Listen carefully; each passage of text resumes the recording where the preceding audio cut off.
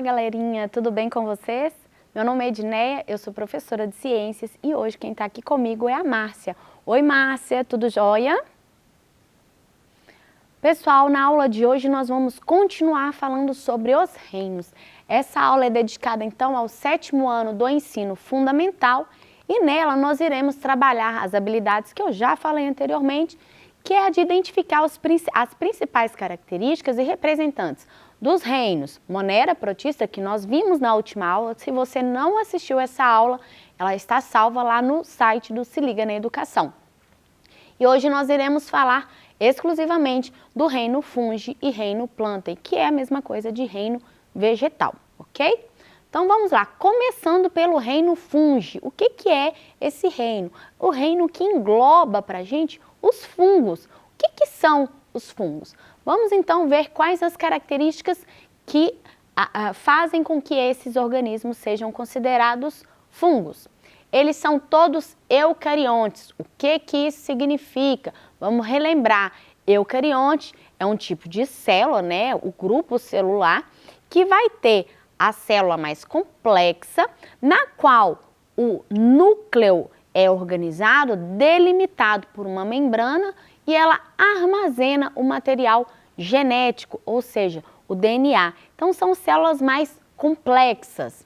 Eles podem ser do tipo uni ou então pluricelular. O que isso significa? O fungo ele pode ser formado por uma única célula, que é o caso, por exemplo, das leveduras, ou ele vai ser formado por um conjunto de células, então várias células são então os pluricelulares. Eles são considerados heterotróficos, ou seja, a gente tem duas classificações, heterotróficos ou autotróficos. Os autotróficos são capazes, né, de produzir o seu próprio alimento. Heterotrófico não, ele precisa consumir o seu alimento. Como que o fungo faz isso? Normalmente ele vai liberar enzimas para fora do seu corpo. Então ele libera essas enzimas digerem o material orgânico que está ao redor, quebra esse material e aí o que o fungo faz? Faz igual uma esponja, ele suga, né? Ele absorve aquele material, os nutrientes provindos da digestão extracorpórea, ou seja, está fora do corpo dele, ele pega aquilo e passa para dentro do corpo. Ele é então conhecido como um heterotrófico. Eles são aclorofilados. Por quê? Porque ele não possui cloroplasto. Se ele tivesse cloroplasto, clorofila dentro dele, ele conseguiria fazer fotossíntese, que é o processo, né, na qual as plantas obtêm o próprio alimento. Portanto, são consideradas as plantas autotróficas. Os fungos, eles são capazes de viver em diferentes ambientes, como o solo, a água, superfícies. Vocês já depararam com algum fungo por aí? Seja no queijo, às vezes a gente deixa um pão, um bolo, por um tempo no armário, na mesa, e quando você passa uns dias sem mexer naquele alimento, ele aparece com um fungo, né, com um mofo por cima. Aquilo ali é fungo, é chamado de bolor. Então ele fica ali na superfície. Adianta a gente arrancar aquela parte de cima ali que está aparecendo o bolor e comer o alimento? Não adianta. Quando ele forma aquela estrutura por cima, ele já enraizou lá por dentro do alimento. Então não adianta você simplesmente tirar. A maioria das pessoas fazem isso, tá, gente? Tira ali aquela casquinha que está o mofo e come o resto. Mas isso não é aconselhável, porque o fungo ele já enraizou por causa da estrutura dele chamada de hifa, lá por dentro do alimento. Então não faça isso, infelizmente. Quando o alimento mofa, a gente deve descartá-lo. Eles podem viver também isolados ou em associação. O que é essa associação? São os líquens. É uma associação que eles fazem, por exemplo, com o reino vegetal, que ajuda tanto as plantas quanto os fungos. Eles obtêm alimentos através dessa associação. É uma associação benéfica para ambos, tanto para os vegetais quanto para os fungos. Ou eles podem ainda ser parasitas, né? Isso acontece muito quando eles invadem diferentes plantações, e aí tem perda agrícola gigantesca por causa desse parasitismo. Bom, lembra das estruturas que eu chamei de hifas e falei com vocês que elas enraizam no alimento, por isso que a gente não deve comê-lo quando ele está com fungo por cima? Por quê? Os organismos que são pluricelulares, ou seja, formados por várias células, eles possuem estruturas filamentosas, tá aqui, ó, como se fosse a raiz, que são chamadas de hifas. Um dos maiores exemplos de fungos que a gente tem, que a maioria das pessoas conhece, são os cogumelos. Cogumelo é um tipo de fungo, embora nem todos sejam comestíveis, né? Alguns são alucinógenos, alguns são tóxicos para o organismo, então nem todo cogumelo a gente pode simplesmente pegar e utilizar na indústria alimentícia não, tá? A gente tem que tomar muito cuidado com isso. Essas hifas, elas parecem muito com raízes, elas vão crescendo, se entrelaçando e formando essa estrutura denominada de micélio. O micélio é a parte reprodutiva do fungo. Então, aqui ó, na estrutura que a gente chama de cabeça do cogumelo, também tem essa região denominada de micélio, ok? Bom, o fungo é capaz de se reproduzir tanto pela região do micélio da cabeça, né? Como também ocorre a reprodução dessas células que irão se multiplicar, reprodução assexuada, dentro da superfície. Bom, os cogumelos, como eu disse para vocês, são os maiores representantes do reino fungi, né?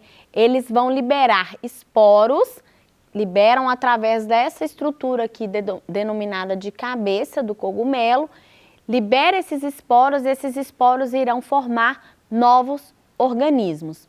Muitos deles, como eu falei, são comestíveis, a gente utiliza muito na indústria alimentícia, mas nem todos, né? Alguns são tóxicos para o nosso organismo, a gente não pode comer, e muitos são até alucinógenos.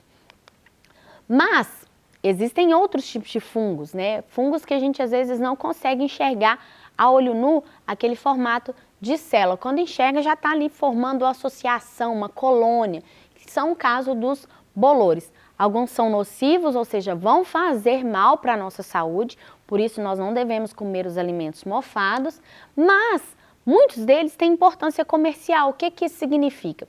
Eles são desenvolvidos, né? São cultivados e um fungo que acredito que boa parte da população conheça é o penicillium, que deu origem para a gente a penicilina, o primeiro antibiótico descoberto no planeta. Então a penicilina, né, que é ainda um antibiótico potente, embora a gente esteja criando cada vez mais uma resistência contra a gente não, né, gente? As bactérias estão criando resistência contra antibiótico, mas ele ainda assim é um antibiótico muito utilizado, né, na indústria farmacêutica. E ela vem de quê? Dos fungos. Foi descoberta por acaso por um pesquisador.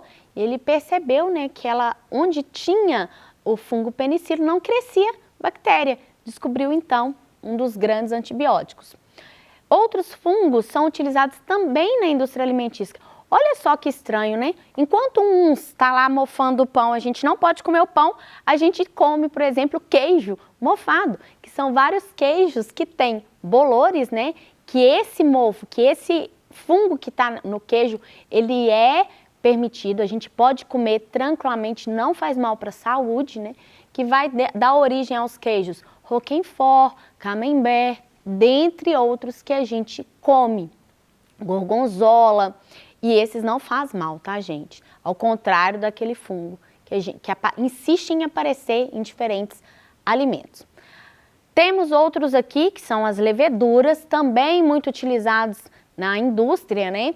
Para a produção de vinhos, produção de cervejas, de bebidas alcoólicas, fermento, o fermento do pão, que faz com que aquele pão cresça, fermento biológico, é formado pelas leveduras, que são essas estruturas celulares, né? É formado de uma única célula, na qual a gente não consegue enxergar a olho nu. é microscópica, a gente só consegue ver quando leva no microscópio, beleza? E a gente tem uma importância muito grande dos fungos aí. Eles fazem decomposição da matéria orgânica. Como eu falei, eles se alimentam, né, da decomposição dessa matéria orgânica. Então, eles liberam enzimas, digerem aquele alimento e absorvem os nutrientes. São utilizados na gastronomia, como eu falei, na indústria alimentícia, para a produção dos antibióticos. São utilizados, né, associados com outros organismos, como é o caso dos vegetais, para beneficiar ambos. Mas eles também são pragas agrícolas, podendo destruir plantações inteiras, tá? Fechamos então o reino fungi, né? Agora nós vamos falar sobre o reino vegetal. Muita gente acha que fungo, principalmente os cogumelos, pertencem ao reino vegetal, mas não. Eles não são capazes, né? A principal diferença de um para o outro é que o cogumelo, por exemplo, ele não faz fotossíntese, ele não é capaz de produzir o seu próprio alimento. Uma característica que todos os vegetais, todas as plantas do planeta são capazes de produzir o seu próprio alimento através da fotossíntese. Então, as características que definem um vegetal são eucariontes, né? Vai ter o núcleo organizado, assim como os fungos também possuem, mas olha a grande diferença aqui, ó. As plantas, os vegetais são autótrofos. O que é isso? Produzem seu próprio alimento através da fotossíntese. Os fungos fazem isso? Não fazem. Então, se o fungo não é capaz de realizar fotossíntese, ele também não vai ser capaz de produzir o seu próprio alimento. As plantas também são pluricelulares. Vocês viram que fungo pode ser formado por uma única célula, como é o caso das leveduras. Então, vive bem assim. As plantas não. Planta é formada por um conjunto de tecidos. Tem vários tipos de células que vão formar o tecido vegetal. E elas possuem nas suas células estruturas que diferenciam, né? Como o vacúolo, que é responsável pela digestão, os cloroplastos, que contém clorofila, que permite a fotossíntese, e a parede, que envolve as plantas, a célula da planta, que é a celulose, lá nos fungos, a parede que envolve a quitina.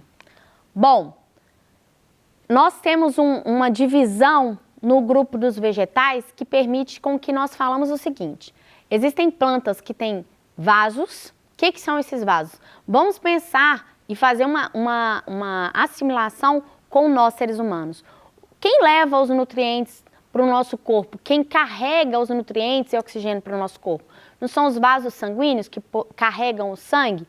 Então, nas plantas a gente também tem os vasos, mas não são todas as plantas que possuem vasos. Algumas possuem e outras não. Ao longo da evolução, elas foram adquirindo características que permitiram com que elas apresentassem ou não esses vasos. Então, as plantas que possuem vasos, vamos para os nomes diferentes aqui, né? Os nomes estranhos: as pteridófitas, gimnospermas e angiospermas.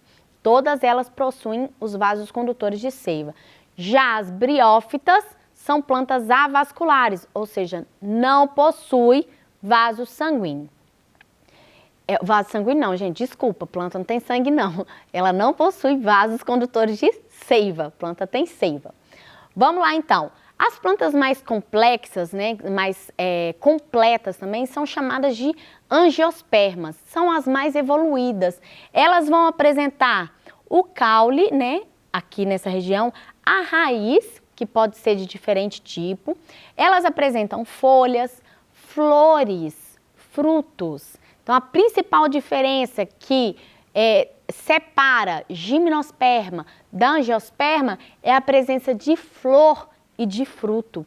As outras plantas, os outros vegetais não possuem. Então, toda vez que você vê uma plantinha que possui flor e fruto, pode ter certeza que aquilo é, principalmente a flor, né? Porque tem algumas gimnospermas que apresentam um fruto seco, como o pinho, por exemplo.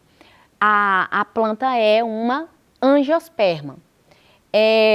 Já, né, as briófitas, que são plantas menos evoluídas, elas não apresentam estruturas mais complexas e principalmente por não ter o vaso condutor de seiva, ela não consegue crescer. Exemplo, né, de briófitas, a gente tem os musgos. Sabe aquele lodo que a gente vê, às vezes formado perto de cachoeiras, em regiões muito úmidas? Aquilo ali é chamado de briófita, é uma briófita, que são vegetais que não possuem estruturas vasculares, não permitindo então com que elas cresçam tanto.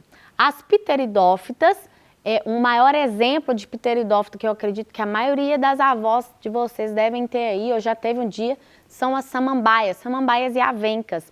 Então, diferente das briófitas, dos musgos que não crescem muito, as pteridófitas elas já alcançam um tamanho maior. Por quê? Elas possuem os vasos condutores de seiva, permitindo com que elas cresçam mais. As gimnospermas, a gente tem um dos principais exemplos, né, araucária, o pinheiro, que é um tipo de gimnospermas, já são árvores. Elas possuem uma evolução maior, algumas apresentam a semente nua, né, gímino significa semente nua, gimnosperma, a semente, né, que é o caso do pinho.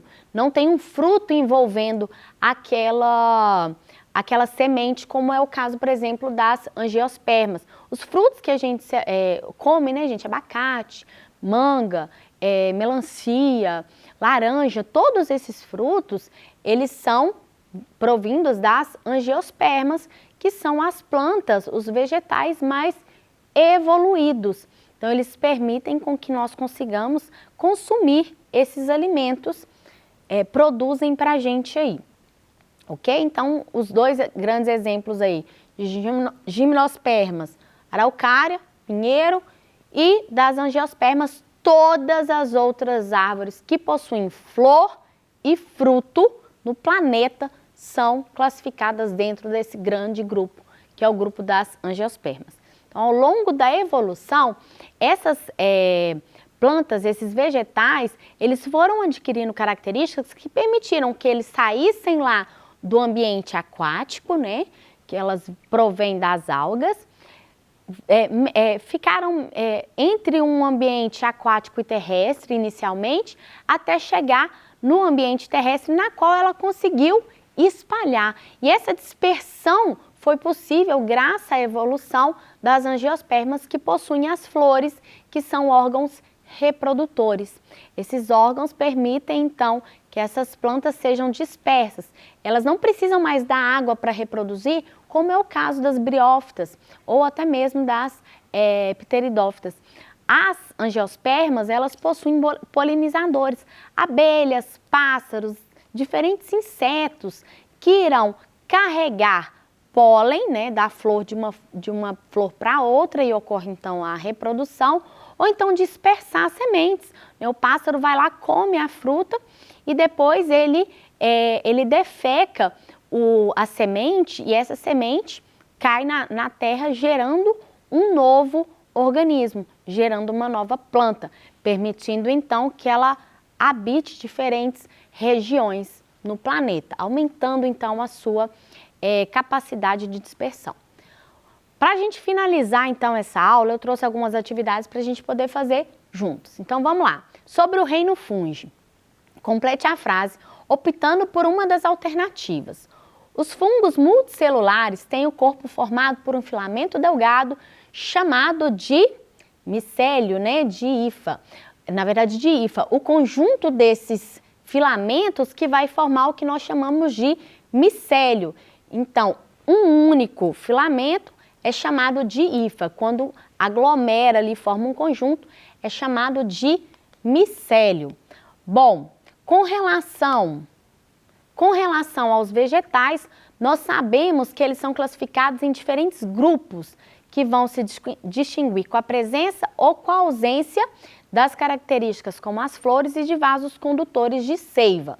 Então, das alternativas a seguir, qual, né, o grupo que não possui vasos condutores de seiva? Então, desse grupo aqui, entre briófitas, pteridófitas, gimnospermas, o único que não apresenta o vaso é a briófita. Ela é mais simples, como eu falei para vocês. Pessoal, se ficou alguma dúvida com relação a essa e as nossas outras aulas, mande pra gente no nosso Tira Dúvidas, que nós estaremos aqui para sanar. Muito obrigada pela companhia de vocês e eu aguardo vocês na nossa próxima aula. Até lá, tchau, tchau!